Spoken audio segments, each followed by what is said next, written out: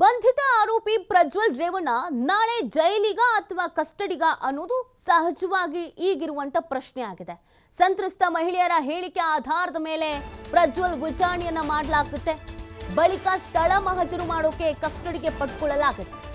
ಏನೆಲ್ಲ ಪ್ರೋಸೆಸ್ ಇರುತ್ತೆ ಅನ್ನೋದನ್ನ ನಾವು ನೋಡ್ತಾ ಹೋಗೋದಾದ್ರೆ, ಸಹಜವಾಗಿ ಈ ತರದ ಪ್ರಕರಣಗಳಲ್ಲಿ ಏನೆಲ್ಲ ಇರುತ್ತೆ ಅಂದ್ರೆ, ಈ ಸಂತ್ರಸ್ತ ಮಹಿಳೆ ಕೊಟ್ಟಂತ ಹೇಳಿಕೆಯ ಆಧಾರದ ಮೇಲೆ ಈತರನ್ನ ವಿಚಾರಣೆಗೆ ಒಳಪಡಿಸಲಾಗುತ್ತೆ. ಅದಾದ ನಂತರ ಸ್ಥಳ ಮಹಜರನ್ನ ಮಾಡಲಾಗುತ್ತೆ. ಸೊ ಕಸ್ಟಡಿಗೆ ಕೇಳುವಂತ ಸಾಧ್ಯತೆ ಇದೆ. ಹಾಸನದ ಎಂಪಿ ನಿವಾಸ, ಹೊಳೆನರಸೀಪುರದ ರೇವಣ್ಣ ನಿವಾಸ, ಗನಿಕಡ ಫಾರ್ಮ್ ಹೌಸ್, ಪಡುವಲಹಿಪ್ಪೆ ಫಾರ್ಮ್ ಹೌಸ್, ಬಸವನಗುಡಿಯ ನಿವಾಸದಲ್ಲಿ ಮಹಜರು ಮಾಡಬೇಕಾಗಿದೆ. ಅದಕ್ಕೆ ಅಂತ ಸಿದ್ಧತೆಯನ್ನ ಕೂಡ ಮಾಡಿಕೊಳ್ಳಲಾಗಿದೆ. ಗಂಭೀರ ಪ್ರಕರಣಗಳಿರೋದ್ರಿಂದ 14 ದಿನ ಕಸ್ಟಡಿಗೆ ಕೇಳುವಂತ ಸಾಧ್ಯತೆ ಇದೆ. ಎಸ್ಐಟಿ ಅಧಿಕಾರಿಗಳು 14 ದಿನ ಕಸ್ಟಡಿಗೆ ಕೇಳುವಂತ ಸಾಧ್ಯತೆ ಇದೆ. ಎಸ್ಐಟಿ ಮನವಿಯನ್ನ ಪುರಸ್ಕರಿಸಿ ಬಹುತೇಕ ಅವರಿಗೆ ಅವಕಾಶವನ್ನು ಮಾಡಿಕೊಡಬಹುದು.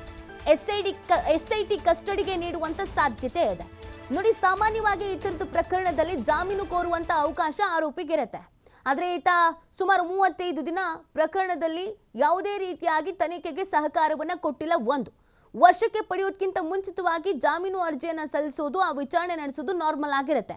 ಬಟ್ ಈ ಪ್ರಕರಣದಲ್ಲಿ ಜಾಮೀನು ಸಿಗುತ್ತಾ ಅನ್ನೋದು ಬಹುತೇಕ ಡೌಟ್ ಆಗಿದೆ. ಎಸ್ಐಟಿ ಅಧಿಕಾರಿಗಳು ಮನವಿಯನ್ನ ಮಾಡ್ಕೊಳ್ತಾರೆ. ಯಾಕಂದ್ರೆ ಈಗಾಗಲೇ ತನಿಖೆಗೆ ಹಿನ್ನಡೆ ಆಗಿದೆ, ತನಿಖೆಗೆ ಸಹಕಾರವನ್ನ ಕೊಡ್ತಾ ಇಲ್ಲ. ಈಗ ಮತ್ತೆ ಜಾಮೀನು ಕೊಟ್ರೆ ಅದು ಸಮಸ್ಯೆ ಆಗತ್ತೆ ಅಂತ ಈಗ ಅವಶ್ಯವಾಗಿ ಈತನ ಹೇಳಿಕೆಯನ್ನ ಪಡ್ಕೊಳ್ಬೇಕಾಗಿದೆ. ಸೊ ಆ ಕಾರಣಕ್ಕಾಗಿ ಬಹುತೇಕ ಜಾಮೀನು ಸಿಗೋದು ಡೌಟು. ಹಾಗಾಗಿ ಎಸ್ಐಟಿ ಅಧಿಕಾರಿಗಳ ವಶಕ್ಕೆ ಕೊಡುವಂತ ಸಾಧ್ಯತೆ ದಟ್ಟವಾಗಿದೆ. 14 ದಿನ ಕಸ್ಟಡಿಗೆ ಎಸ್ಐಟಿ ಅಧಿಕಾರಿಗಳು ಕೇಳಲಿದ್ದಾರೆ. 10 ರಿಂದ 12 ದಿನ ಅವಕಾಶ ಸಿಗಬಹುದು ಅಂತ ಲೆಕ್ಕಾಚಾರವನ್ನ ಹಾಕಿಕೊಳ್ಳಲಾಗ್ತಿದೆ, ಅಂದಾಜನ್ನು ಮಾಡಲಾಗ್ತಾ ಇದೆ. ಸೊ ಕಸ್ಟಡಿಗೆ ಪಡೆದುಕೊಂಡ ನಂತರ ಏನಾಗುತ್ತೆ ಅಂತಂದ್ರೆ, ಸಂತ್ರಸ್ತೆಯ ಹೇಳಿಕೆ, ಈಗಾಗಲೇ ಸಂತ್ರಸ್ತೆ ಹೇಳಿಕೆಯನ್ನ ಕೊಟ್ಟಿದ್ದಾರೆ. ಆ ಹೇಳಿಕೆಯಲ್ಲಿ ಈ ಫಾರ್ಮ್ ಹೌಸ್ ಅಥವಾ ಮನೆ ಅಥವಾ ಸಂಸದರ ಕಚೇರಿ, ಇಲ್ಲಿ ನನ್ನ ಮೇಲೆ ಲೈಂಗಿಕ ದೌರ್ಜನ್ಯ ಆಗಿದೆ, ಅತ್ಯಾಚಾರ ಆಗಿದೆ ಅನ್ನುವಂಥ ಹೇಳಿಕೆಯನ್ನ ಕೊಡಲಾಗಿದೆ. ಒಟ್ಟು 3 ಪ್ರಕರಣ, 2 ಅತ್ಯಾಚಾರ, 1 ಲೈಂಗಿಕ ದೌರ್ಜನ್ಯ. ಈ ಪ್ರಕರಣಗಳಲ್ಲಿ ಸಂತ್ರಸ್ತೆಯರು ಏನ್ ಸ್ಟೇಟ್ಮೆಂಟ್ ಕೊಟ್ಟಿದ್ದಾರೆ ಅದರ ಆಧಾರದ ಮೇಲೆ ಈತನನ್ನು ಕೂಡ ತನಿಖೆಗೆ ಒಳಪಡಿಸಲಾಗುತ್ತೆ. ಸಂಸದರ ನಿವಾಸ, ರೇವಣ್ಣ ಅವರ ನಿವಾಸ ಸೇರಿದಂತೆ ಹಲವು ಕಡೆಯಲ್ಲಿ ಲೈಂಗಿಕ ದೌರ್ಜನ್ಯ ಆಗಿದೆ ಅಂತ ಹೇಳಿರೋದ್ರಿಂದ ಸ್ಥಳ ಮಹಜರು ಮಾಡಲಾಗತ್ತೆ. ಆರೋಪಿಯನ್ನ ಕರೆದುಕೊಂಡೇ ಸ್ಥಳ ಮಹಜರಿಗೆ ಹೋಗ್ತಾರೆ. ಅಂದ್ರೆ ಪ್ರಜ್ವಲ್ನನ್ನ ಕರೆದುಕೊಂಡಿಗೆ ಎಲ್ಲಿ ಲೈಂಗಿಕ ದೌರ್ಜನ್ಯ ಆಗಿದೆ ಅನ್ನುವಂಥ ಆರೋಪವನ್ನ ಸಂತ್ರಸ್ತೆ ಮಾಡಿದ್ದಾರೋ ಅಲ್ಲಿ ಎಲ್ಲಾ ಕಡೆಯಲ್ಲೂ ಕೂಡ ಕರೆದುಕೊಂಡು ಹೋಗ್ತಾರೆ. ಅಲ್ಲಿ ಸ್ಥಳ ಮಹಜರು ಮಾಡಿ ಅನಂತರ ಮತ್ತೆ ವಾಪಸ್ ಕಸ್ಟಡಿಗೆ ಪಡ್ಕೊಳ್ತಾರೆ. ಸೊ ಇಷ್ಟೆಲ್ಲ ಪ್ರೋಸೆಸ್ ಇದೆ.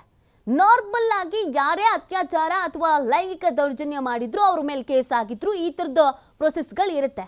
ಸಂಸದ ಅನ್ನುವಂಥ ಕಾರಣಕ್ಕೆ ಏನಾದರೂ ಎಕ್ಸ್ಟ್ರಾ ಇರುತ್ತಾ ಅಂತಂದ್ರೆ ಸಹಜವಾಗಿ ಏನು ಪ್ರಕ್ರಿಯೆ ಇರುತ್ತೋ ಅದೇ ಇರುತ್ತೆ.